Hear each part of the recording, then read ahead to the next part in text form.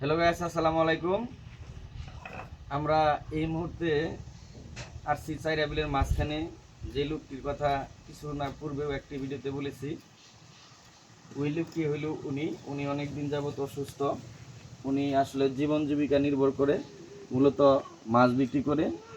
আসলে তার সন্তান আছে, দুইজন ছেলে আছে, কিন্তু তারাও খুব দরিদ্র মানুষ।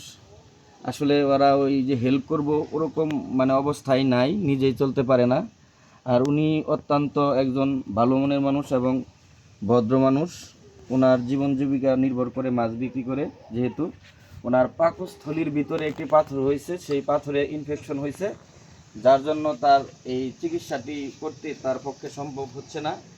তাই আমরা এই মানবিক কাজে একটু এগিয়ে আসছি এবং আমার এলাকার অনেকেই এগিয়ে আসছে। এখানে আমি সহ আর্থিকভাবে অনেকেই সহযোগিতা করেছে।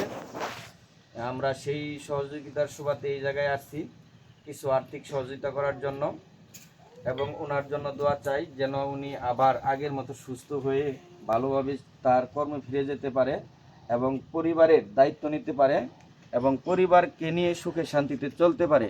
সেই জন্যই মূলত এই জায়গায় আসছি। আজকে আমরা কিছু টাকা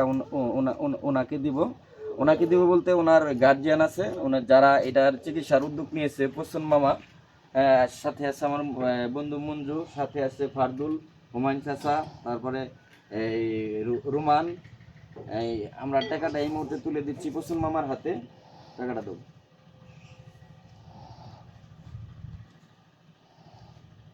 এখানে কত টাকা আছে?